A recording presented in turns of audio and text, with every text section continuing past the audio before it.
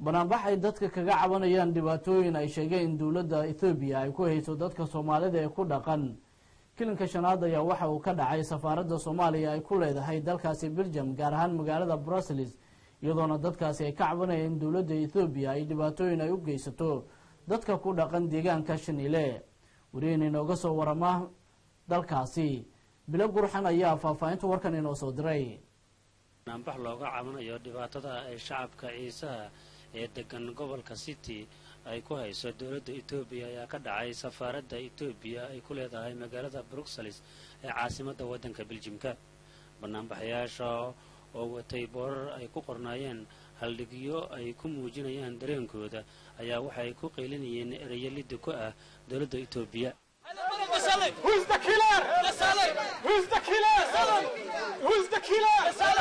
Stop the killing! Stop the killing! Stop the killing! Stop the killing! Stop the massacre! Stop the massacre! Stop the massacre! Stop the massacre! Stop the genocide! Stop the genocide! Stop the genocide! Stop the genocide! We want referendum! We want referendum! We want referendum! We want referendum! We want referendum! inkastoo goobta banaanbaxu ka dhacayay la soo tubay ciidamada booliska ayaa haddana waxaa la arkayay safiirka dowladda Ethiopia oo daaqada ka soo fiirinaya banaanbaxayaasha hortumna safaaradda waxaana markaas kadib banaanka u soo baxay hoogayaha safaaradda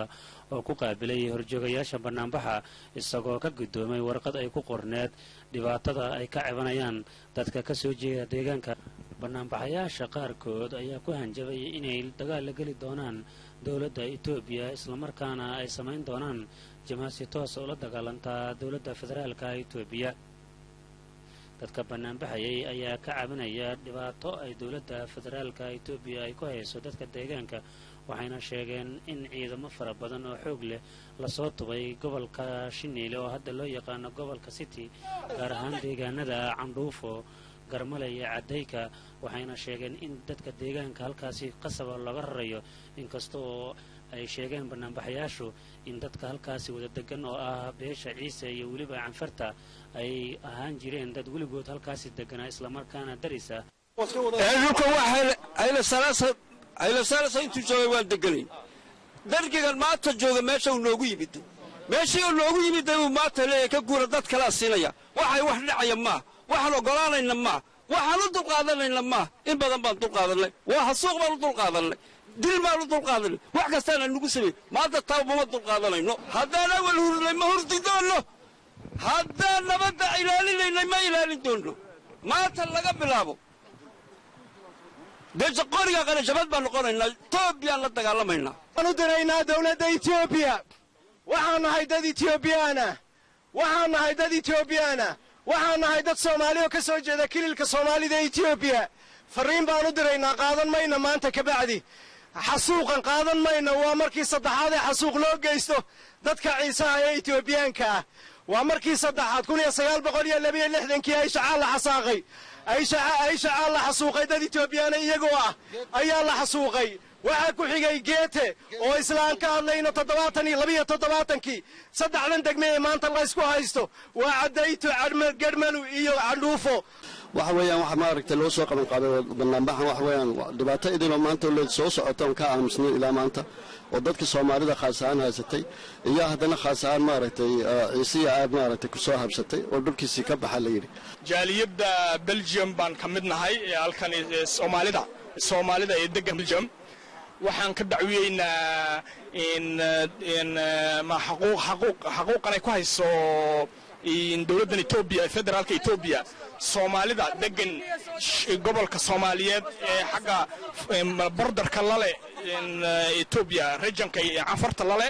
Soomaalida dhibaato lagu hayo Soomaalida ciisaha gaar ahaan ciisaha iyo hawiye iyo Soomaali badan ba meesha degan oo ciise iyo hawiye qolo kasta leh dhibaato lagu hayaa Soomaalida in dalka dhulkoogii baa ka kac laga leeyahay oo banaanbaxnay waxa weeyeen markii la yiri dad Soomaaliya guuro oo ka kaca oo degmadoodii ka kaca la yiri ayaan u soo banaanbaxnay haday taasi dhacdo waxba aan weeyeen dadku inuu iscalqaladeeyo maaha bini'aadmigu inuu isdhibaateeyo maaha dawladda Ethiopia waxaan weydiisanaynaa dadka masaakiinta ah ee waxba haysan ee rejiyoga ku nool ee Soomaaliyeed ee banaanka jooga dhibta ka daaya shacabkan maanta banaanbaxaya waxay taagan yihiin caasimadda Brussels ee waddanka Belgiumka laakiin sida muuqata way ka cabanayaan dawladda Itoobiya inkastoo xuquuqda shacabka Itoobiya ay sida maanta ay halkan ugu soo bandhigi karaan fikradooda ku aadan waxa ay tabanayaan aan maanta laga soo bandhigi karin caasimadda Addis Ababa ee waddanka Itoobiya waxaana muuqata in banaanbaxooda iyo codadkooda ay si dimuqraadi ah oo aan